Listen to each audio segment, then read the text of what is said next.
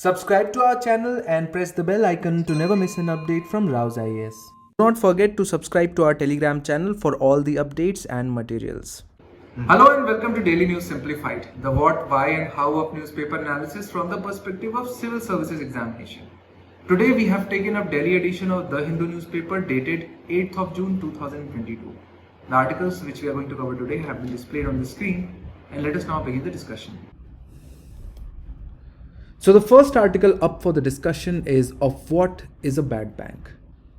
And this news we have taken up is because Finance Minister Nirmala Sitharaman on Monday announced that National Asset Reconstruction Company Limited along with India Debt Resolution Company Limited will take over the first set of bad loans from the banks and try to resolve them. While all of us know that since last decade, the problem of bad loans has been a perpetual one. But the decision to set up a bad bank was taken by the Union government during the budget presented last year in the aftermath of nationwide lockdowns, and moratorium was subsequently extended to the borrowers by RBI. Since then, the health of the balance sheets of Indian banks has improved significantly over the last few years, with their gross non-performing asset ratio declining from a peak of 11.2% in financial year 2018 to around 6.9% in second quarter of financial year 2022. And when Indian Bad Bank in form of NARCL is ready to take up and try to resolve its first NPA, a discussion is much needed about the relevance of the bad banks, how they function, what is the concept behind the bad bank, whether it is such a good idea or is it an idea just like any other with sufficient number of cons or demerits as well. And if there are cons, being a civil servant aspirant, you should be able to suggest few of the way forward as well. If you're wondering why we have taken up this discussion, then let me tell you that under GS paper 3, Indian economy and issues related to planning, mobilization of resources, growth, development and employment is a part of your syllabus.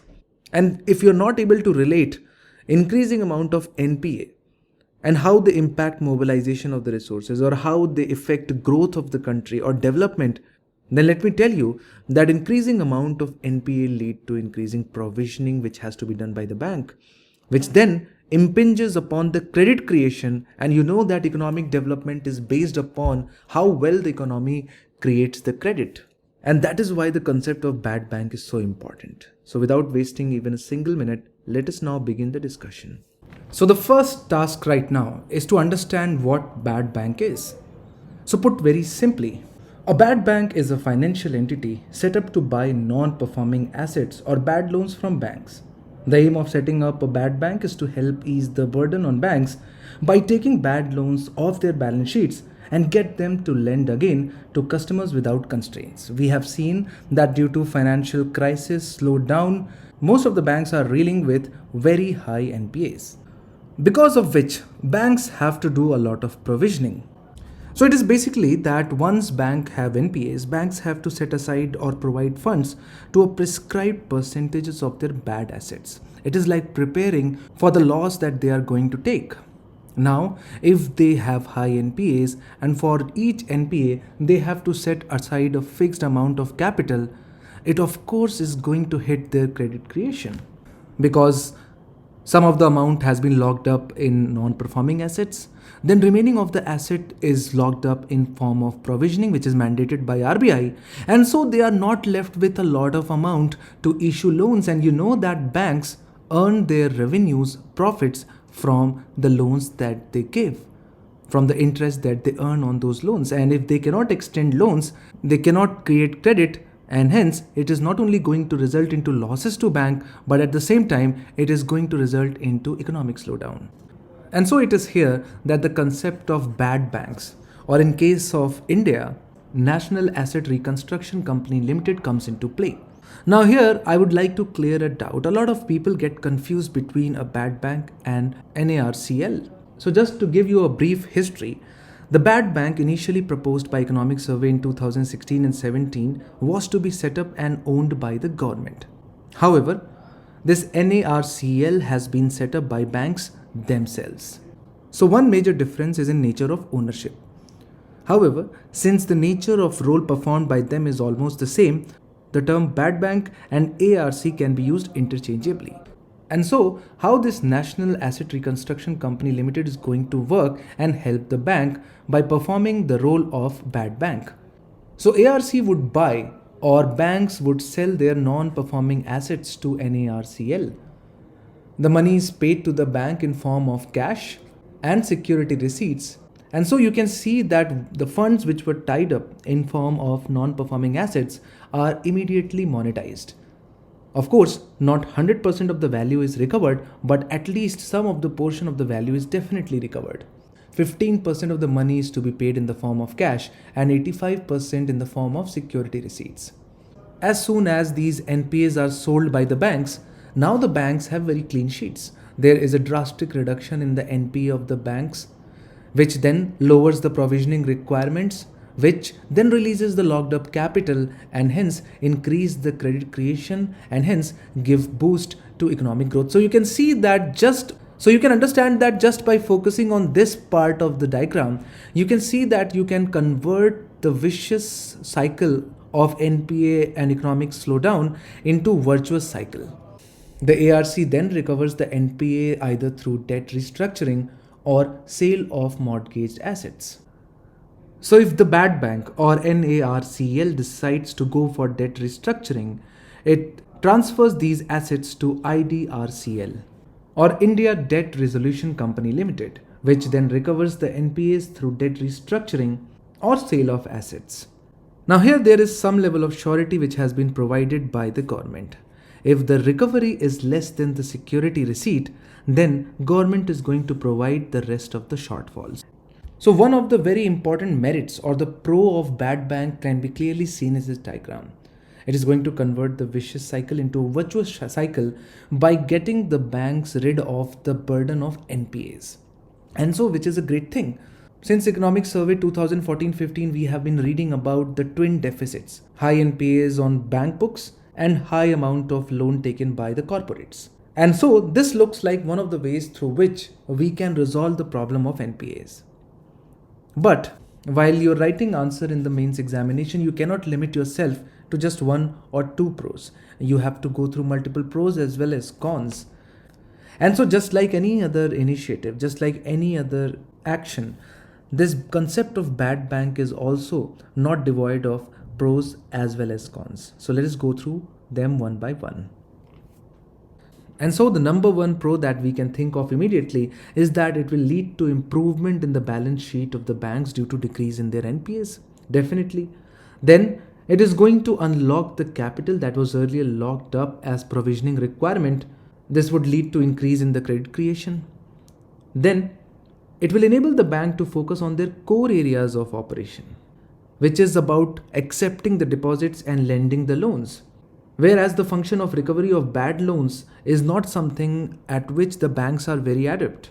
And so this function of recovery of bad loans get transferred to the specialist bad bank. Apart from this, one of the important pros of this initiative would be that most of the NPAs are concentrated in the largest borrowers who have taken loans from almost all the banks. Presently, such banks have come together to form Committee of Creditors or COC and formulate a resolution plan to recover the NPAs.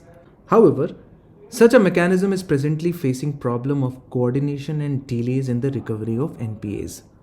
And hence, setting up of bad bank would enable the multiple banks to transfer their NPAs simultaneously to bad bank and improve their balance sheet together. So we can see that there are 1, 2, 3 as well as 4 pros with respect to bad banks.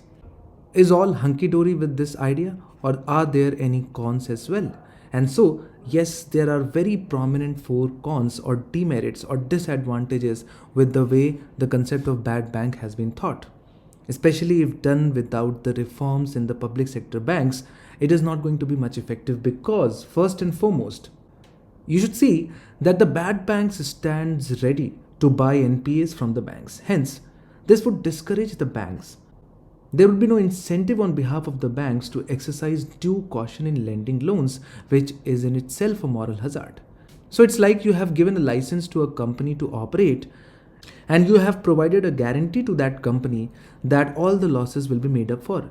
And so, if such is an area of or condition of operation of a company, it is hardly going to be ever profitable, because then the people who are in charge will not be responsible or will not be held accountable for their losses. They will not be worried about the losses. And the second important con or second important disadvantage of implementation of bad bank is that it looks like just an accounting exercise, because you are not looking at the NPAs being resolved or the recovery of the loans immediately. It's just that the non-profitable assets are being transferred from one account to another, from one bank to another. And so it is merely an accounting exercise.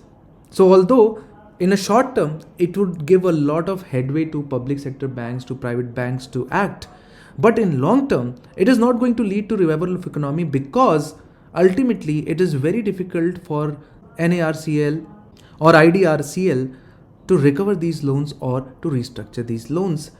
Then one of the biggest disadvantage of this step is that it is not leading to any permanent solution to the core issues plaguing our. So what are the current core issues of the public sector banks? You have seen increase in willful defaulters, poor recovery process, political interference. Hence, bad bank does not solve the core underlying reasons which have led to this NPA crisis. And thus, bad bank is considered to be superficial solution to underlying problem of NPA and not a permanent structural solution. Then of course you have pricing dilemma over pricing of non-performing assets, because higher pricing of loans will lead to losses to ARC, and lower prices of NPAs would lead to losses to banks. And it is very difficult to arrive at a price which is beneficial or profitable to both of them. And hence, an agreement would be difficult to arrive at.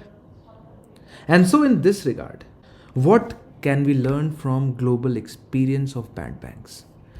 And what can we recommend to the government as a way forward so that the pros become stronger and cons can be minimized? And first and foremost that we can think of is well-capitalized bad bank or well-capitalized National Asset Reconstruction Company Limited. Successful bad bank across the world have been very, very well capitalized, which in turn enabled them to take upon large number of NPAs. Hence, NARCL needs to be well capitalized to take over the NPAs worth rupees 2 lakh crores. Then once it is set up, the bad bank should have finite tenure within which it should be able to resolve the NPAs. Because if it is allowed to continue in perpetuity, it would discourage banks from exercising due caution in giving loans, or the moral hazard that we talked about. Then there is a need for being realistic on behalf of the banks as well. Because we have to understand that banks recover only about 10 to 15% of the overall NPAs. And rest 85 to 90% is the haircut or the losses that they have to bear. Hence, banks should transfer NPAs to NARCL to a realistic value. So if a loan is worth 1000 crores, they should not be expecting more than 2 to 300 crores, because in absence of a bad bank, they would have recovered only 100 crores. And so whatever is coming above and beyond that is kind of a profit for these banks. Then the next important thing which the government should do is to ensure time-bound resolution of the NPAs. Because delays in recovery of NPAs would lead to delay in payment of security receipts to banks and hence adversely affect their financial position. Then comes the issue of human resource or professional expertise on behalf of these bad banks. Because considering the fact that most of the private ARCs have remained unsuccessful, both NARCL and IDRCL need to have highest level of professional expertise and caliber to solve NPA mess in a time-bound and efficient manner. And then finally, setting up of bad bank without focusing on reforms in PSB. Reforms which were recommended by PJ Nayak Committee. For example, PJ Nayak Committee recommended the repeal of Bank Nationalization Act 1970. This is because the act requires the government to have above 50% share in all public sector banks, and PJ Nayak Committee wanted to get rid of this control of the government over public sector bank. Then It recommended the formation of a bank investment company as a holding company or a core investment company which will be autonomous, beyond the control of the government. And government should transfer all its equity to bank investment company so that it is neither privatized, but government should stop exercising direct control over public sector banks. And so when the finance minister has recently announced the takeover of the first debt by NARCL and IDRCL, it remains to be seen whether these steps would be effective or not. But many critics have pointed out to several problems with the idea of the bad bank, and if they are not resolved quickly, we could see cracks appearing in this new initiative as well. Crime and copyright infringement is the next article which we have taken for discussion, which has appeared on page number 7. The article talks about a recent Supreme Court judgment where it seems like Supreme Court has given a go-ahead for making copyright infringement or violation of copyrights a cognizable offense, and authors think that it is going to pave the way for police to impinge or hurt the civil liberties. So the Supreme Court of India has passed a far-reaching judgment resolving the question of whether copyright infringement, which is a punishable with imprisonment for a term which may extend to up to 3 years under Copyright Act of 1957, is a cognizable offense under Criminal Procedure Code. And then the article goes on to discuss various provisions of the Copyright Act and what are the issues with it. Now, if you look into the syllabus of GS Paper 3 under Science and Tech, issues relating to intellectual property rights is a part of your syllabus. And the questions which have been asked by UPSC so far deal mainly with India's patent regime and how it clashes with that of WTO TRIPS regime, and what are the issues which developed countries often raise with respect to India's IPR laws. But this particular editorial dwells mainly into the legal side or legal aspect of IPR or copyright, mainly with respect to criminal procedure, which is beyond the scope of our syllabus. But what will definitely be asked by UPSC either in prelims or mains to start with is what are intellectual property rights. So all the images which you see on your screen are various kinds of intellectual property rights. You have copyright, you have patent, you have geographical indication, you have industrial design, and then you have trademark. All of these serve various purposes and protect the economic and moral authority of the original content creator. And it is very, very important for us to understand what each of them denote, signify, or even mean. So in this particular discussion, we are going to keep ourselves limited to this, but we have separately discussed geographical indication, as you can see on the screen, with complete discussion about what GIs are, what are the issues with GI, as well as we have done very comprehensive discussion on patent regime as well, and what are the issues with it, as you can see on the screen. So if you want to watch these two videos, you can go ahead and watch them. Just type the date of the DNS with RAU'S IAS DNS and the date, and these videos will appear in the search options, in the result options. But here we are going to have basic understanding. We are going to understand what all of these different kinds of intellectual property rights mean. And so let us now begin the discussion by first understanding what intellectual property rights actually mean in totality. So intellectual property rights mean protection to creation of minds. It could be an invention, it could be a literary expression, artistic work, it could be a symbol, but all of things need protection of law in order to protect the rights of the creator are known as intellectual property rights. And they are just not copyright or patent, but there are trademarks as well, geographical indications as well, industrial design as well, and recently plant variety has also been recognized as one of the IPRs. So let us now understand them one by one. So we'll begin our discussion with a very important form of intellectual property rights, which are called copyrights. So copyright deals with the protection and exploitation of the expression of ideas in tangible form. In the modern world, the law of copyright provides not only a legal framework for the protection of traditional beneficiaries of copyright, like individual writers, artists, so basically literary works, dramatics, music compositions, audio recordings, and so you can understand that it also extends to publications. Any kind of intellectual expression that is original in its content. And so to be protected as a copyright, the idea must be expressed in its original form. And hence, copyright acknowledges not just the economic rights. So, for example, if I write a book and you have to reproduce some of the paragraphs of that book, you cannot do that until you have my permission. But also, it recognizes the moral right or authority of the content creation over the content. And that is why you cannot take away any person's original music and put it as a background music in your video. Even website like YouTube is going to debar you from producing any further content. And this is where copyright comes into play. And people often confuse between copyrights and patent. These two are very different forms of intellectual property rights. While copyright protects the expression, the original expression, the patent is mainly dedicated to protection of invention, which has some kind of industrial application or commercial application. And patent law recognizes the exclusive right of patent holder to derive commercial benefit from its invention.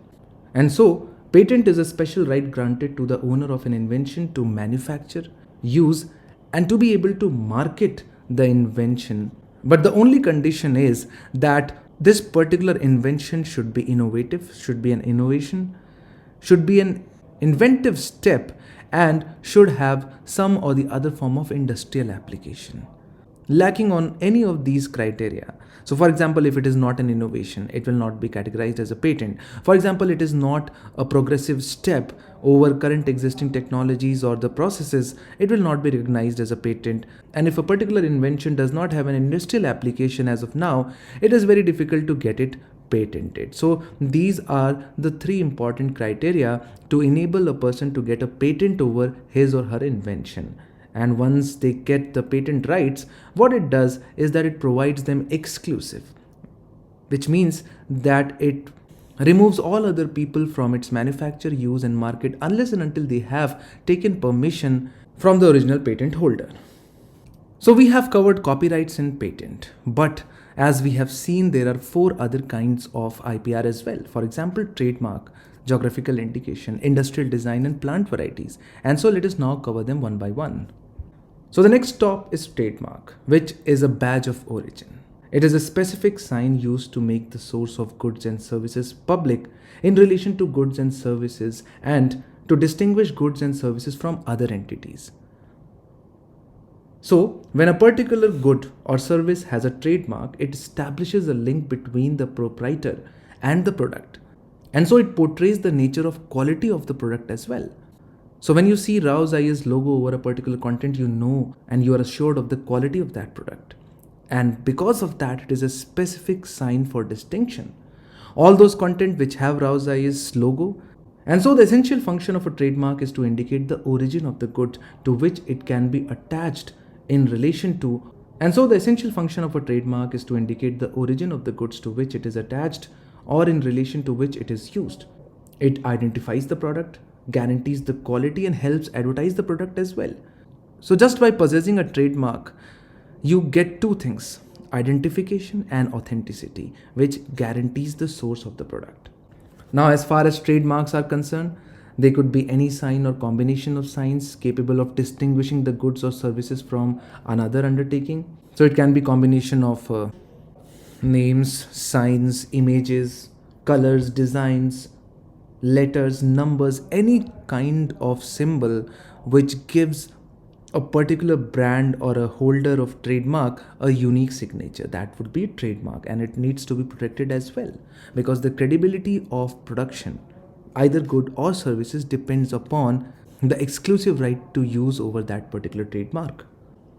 Then you have a very important IPR, which is always in news, is called geographical indication. As I have told you in the beginning, this has been discussed in detail earlier in the DNS by me. And so if you want a detailed discussion just on geographical indication, you can go and watch that video. But here we are going to limit ourselves just to specific definition and what it means. So geographical indication is a name or sign used on certain products which correspond to a geographical location or origin of the product. The use of geographical location may act as a certification that the product possesses certain qualities as per the traditional method. So when a particular brand of tea has the label of Darjeeling tea, you know that this particular tea was cultivated in a particular area in Darjeeling, and no other tea in our country can have the GI tag of Darjeeling tea if it is not grown in Darjeeling. So it provides a sense of authenticity. It provides also an assurance of quality of the product, because the taste and the aroma of a Darjeeling tea cannot be attained by growing the same variety of tea in Shimla. And so the relationship between objects and place becomes so well known that any reference to that place is reminiscent of goods originating there and vice versa. For example, Varanasi sari.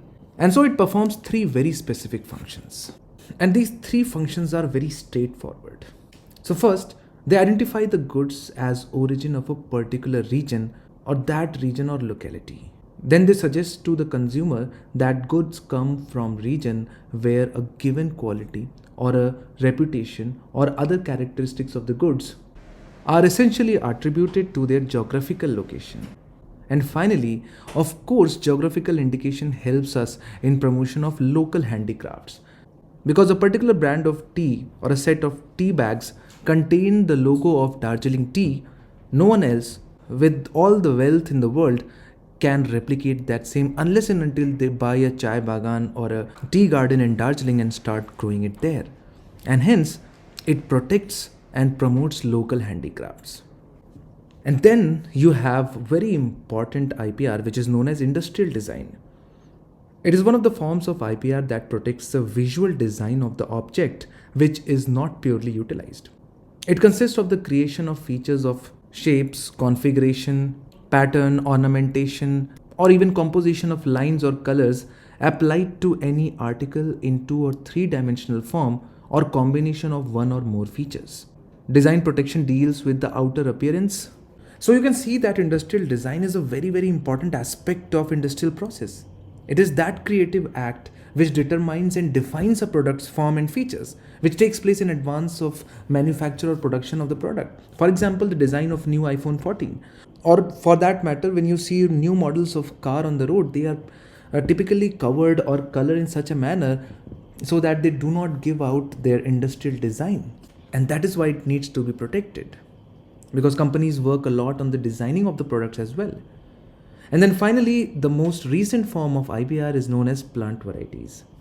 A new variety of plant breeder is protected by the state. To be eligible for the plant diversity protection, diversity must be novel, distinct, and it must be uniform and stable. So the traits or the new genetic code which the plant has acquired must be uniformly and stably transferred to the next generation as well.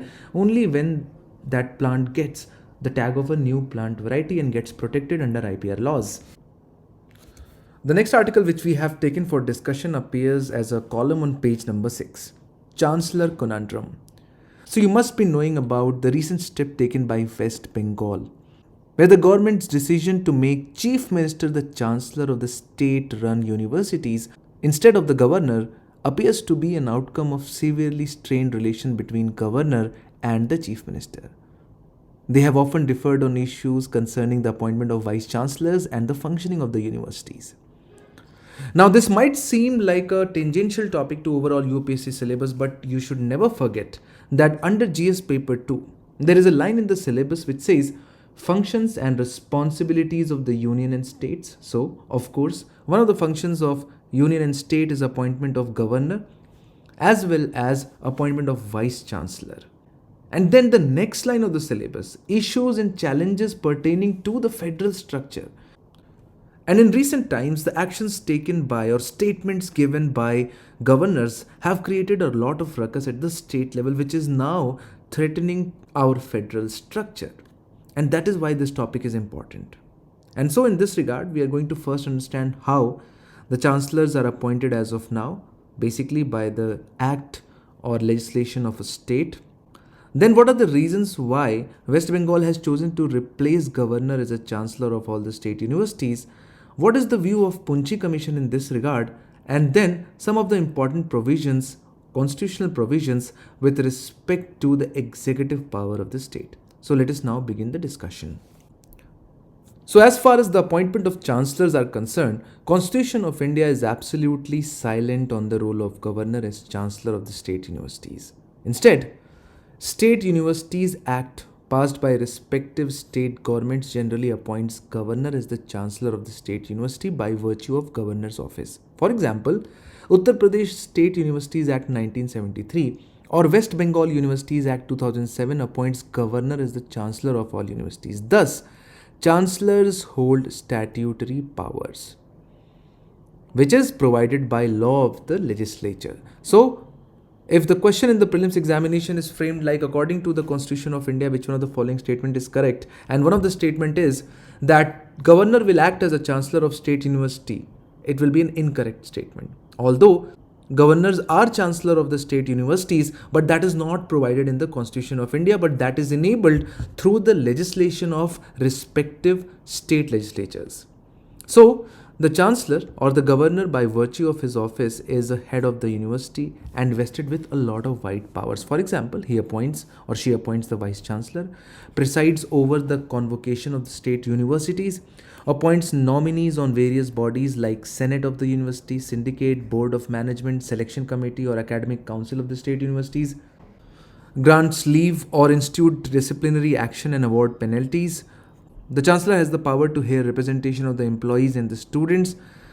Chancellor has the power to take final decisions on election disputes with regard to the representation in different bodies of the universities and managing committee of its colleges. Chancellor has the power to nominate experts in appointment of teachers of various categories in the universities, as well as Chancellor convenes review meetings of vice chancellors and concerned ministries. So you can see that governor plays or chancellor plays much vital and wide role in the overall wider affairs of a university, whereas day-to-day activities and actions are commanded and taken by the vice chancellor. So what are the reasons to replace governor as the chancellor of the state universities? And there are 4 very important and credible reasons for doing so. First, governor, while acting as a chancellor of state university, takes decision without the aid and advice of council of minister. Now, this discretionary power based decision has become one of the major reasons for dispute, because Constitution of India says that governor shall act on aid and advice of council of ministers, but while acting in capacity of chancellor of state university, they are not bound by the aid and advice of the council of ministers, and that creates major ego tussle and decision making problem between the state government and the governor. And hence, continuous disputes on the appointment of vice chancellor of state university is something which all the state government have to experience, which they do not want, because such disputes have resulted in strained relation between the appointed governor and elected chief minister. And hence, dispute has politicized the appointment of vice chancellor across 8 state universities, and this is not a good trend. And so, this matter was so important that recommendations were made in this behalf in this regard in Punchi Commission as well, which said that the governor should not be burdened with positions and powers which are not envisaged by the Constitution and which may expose the office to controversies or public criticism. Taking away chancellor powers from governor will enable the governor to discharge the constitutional obligations fairly and impartially. This is what Punchi Commission has said. And so, conferring statutory powers, conferring the powers through acts on governor by the state legislatures have the potential and should be avoided. And so, making the governor the chancellor of universities and thereby conferring powers on him which may have some relevance historically has ceased with the change of times and circumstances. So, the Council of Ministers will naturally be interested in regulating university education, and there is no need to participate in a situation where there would be a clash of functions and powers. So, the Commission recommended that the governor should not be assigned functions casually under any statute, and his role should be confined to the constitutional provisions only. So, when it comes to one sentence, Punchi Commission recommended that the governor of a state should not be the chancellor of state universities. This is what Punchi Commission has recommended. At the same time, let us quickly go through 3 important articles. Article 154, which talks about the executive power of the state, which says that the executive power of the state shall be vested in the governor and shall be exercised by him either directly or through officers subordinate to him in accordance with this constitution. And so this is the same provision as with the president as well. Article 163 says Council of Ministers to aid and advise the governor, which says that there shall be a Council of Ministers with the Chief Minister as the head to aid and advise the governor in the exercise of his functions, except in so far as he enjoys by or under this constitution required to exercise his functions or any of them in his discretion. Now this is a complicated line which is a discussion in on its own. Article 361, which talks about protection of President and Governors and Raj Pramukhs. The President or the Governor or the Raj Pramukh of a state shall not be answerable to any court for the exercise and performance of the powers and duties of his office or for any act done or purporting to be done by him in the exercise and performance of those powers and duties. So the next news which we have taken has appeared on page number 1. Tamil Nadu tops Food Safety Index. So Tamil Nadu has topped the State Safety Index this year, followed by Gujarat and Maharashtra. Among the smaller states, Goa stood first, followed by Manipur and Sikkim. Now from the perspective of UPSC Civil Services examinations, especially for prelims, these indices are very important. Just to give you an idea, in 2016, UPSC in prelims examination had asked, in the cities of our country, which among the following atmospheric gases are normally considered in calculating the value of air quality index? Air quality index is an index which is released by our country. Let us know in the comment section who releases air quality index. And so there were 5 options: carbon dioxide, carbon monoxide, nitrogen dioxide, sulfur dioxide and methane. So apart from expecting you to know air quality index, UPSC also expected you to know its components. Of course, just to let you know the right answer, carbon dioxide is not one of the pollutants or the gases which is considered for calculation of air quality index. If you eliminate one, A is gone, C is gone and so is D, and you are left with only B, 2, 3 and 4, which was the right answer. And so it is important for us to cover State Food Safety Index also. So State Food Index has been designed to encourage states and union territories both to improve their performance and work towards establishing a proper food safety ecosystem in their jurisdiction. And it is being implemented, calculated and released by Food Safety and Standards Authority of India, FSSAI. Now this is not released on a monthly or a biannually basis, but rather it is released annually for each financial year. And so the latest one which we are going to discuss today is State Food Safety Index 2021-2022. This index is based on performance of state and UTs on 5 significant parameters: human resources and institutional data, compliance, food testing, infrastructure and surveillance related to food testing, training and capacity building of government employees, and consumer empowerment. Now, just like any other index, all these 5 parameters do not have equal weightage. So the first parameter, which is about human resource and institutional data, where the objective is to check availability of strong culture and ecosystem of enforcement commensurate with the size and population of the state, as well as the participation of other departments and stakeholders in food safety activity at state and district levels, the weightage is 20%. As far as compliance is concerned, this is the most important parameter and measures overall coverage of food businesses in licensing and registration, which is concomitant with size and population of the state.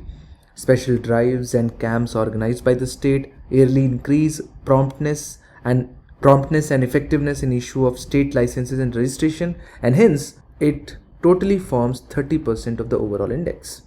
Whereas food testing infrastructure and surveillance, which measures the availability of adequate testing infrastructure with trained manpower in the state, forms around 20%, whereas training and capacity building forms around 10%, and consumer empowerment, which measures the performance of the state and UTs in various consumer empowering initiatives like food fortification, eat right campus, bhog or blissful hygiene, or hygiene rating of restaurants, clean street food hubs, the weightage of which is around 20%. So what are the major takeaways of State Food Safety Index 2021-2022? And so the ranking has been divided into 2 parts: ranking of states and UTs, and ranking of states with significant improvement in ranking during the last year. So when it comes to overall ranking, Tamil Nadu is the top ranking state, followed by Gujarat and Maharashtra, which means that if you go out and eat out there is a high probability that you are going to get very clean and nutritious food in Tamil Nadu, Gujarat and Maharashtra as opposed to other states. Among the smaller states, Goa is the top ranking state, followed by Manipur and Sikkim. Among the UTs, Jammu and Kashmir is the top ranking UT. But when it comes to all the states who have shown significant improvement, Uttarakhand has shown the largest jump, followed by Tripura and Ladakh. At the same time, from the perspective of prelims examination, it is extremely important that we recall or we memorize some of the initiatives which have been taken by FSSAI. For example, food fortification, Eat Right Campus, Bhog, hygiene rating of restaurants and clean street food hubs. Starting with food fortification. So FSSAI operationalized the Food Safety and Standards Regulations 2016 for fortifying staples, namely wheat flour and rice with iron, vitamin B12 and folic acid, milk and edible oil with vitamin A and D, and double fortified salt with iodine and iron to reduce the high burden of micronutrient malnutrition in our country. The +F logo has been notified to identify fortified foods. And in 2018, Food Safety and Standards Fortification of Foods Regulation was notified. So these are very, very important steps which FSSAI has taken. Then we have Eat Right Campus. Again, FSSAI has taken this initiative which aims to promote safe, healthy and sustainable food in school, universities, colleges, workplaces, hospitals, tea estates, campuses across the country. Then we have Bhog, blissful hygienic offering to God, to encourage places of worship to adopt and maintain food safety and hygiene, as well as convey food safety messages through such places to people to follow as responsible citizens. Then another unique initiative by FSSAI is hygiene rating of restaurant, with intent of ensuring that consumer make informed choices while eating out, and also encourage food businesses to showcase and improve their food hygiene standards. Then we have clean street food hubs to upgrade existing food street across the country and provide safe and hygienic local eating experience. And in this, FSSAI intends to get the support of state government bodies and has framed benchmarks for basic hygiene and sanitary requirements for upgrading the existing infrastructure of food streets across the country. So from the perspective of prelims examination, this was a very, very important topic. Keep on revising FSSAI's initiatives as well as the recent index. This last article for discussion, government reaches out to all Organization of Islamic Country members. So in its response to the diplomatic storm over the comments made by BJP leader Nupur Sharma and Naveen Kumar, the government took a stern view of the statement by the 57-member Organization of Islamic Countries. Now, from the perspective of prelims examination, these groups are very important. In 2016, UPSC had asked which one of the following is not a member of Gulf Cooperation Council. Now, of course, Gulf Cooperation Council have very few members as compared to OIC, which basically has all the major Muslim countries in the world except for India. So let us know in the comment section what is the right answer for this 2016 prelims question. And so it is important to have a look at OIC, which is an intergovernmental organization founded in 1967 and has 57 member countries. And you can see that they are spread across all the continents except for North America. So the organization states that it is a collective voice of the Muslim world. It has a permanent delegation both at UN and EU, and it has 3 official languages. It is important to know this because English, of course, is very easy to understand. It is an organization of Islamic countries, so Arabic has to be one of the official members. But French is the 3rd official language because majority of these countries come from sub-Saharan and Saharan areas, and that is why, and you know that most of these countries have been ex-French colonies. And that is why French is the 3rd official languages. A very startling fact is that Islam is the 2nd largest religion in India after Hinduism, with over 200 million Muslims making up approximately 15% of the total population of the country. India has the largest Muslim population outside Muslim majority or Islamic states. But because of Pakistan, because of India's relationship with Pakistan, and later being Islamic country with nuclear power, India has not been able to get the membership of OIC. So all those countries colored in green color are the members, the blue ones are observer states, and the red one, let us know in the comment section what is that country with red color, is the suspended nation or suspended state. So this is it for today. Let's now move on and have a look at the question of the day.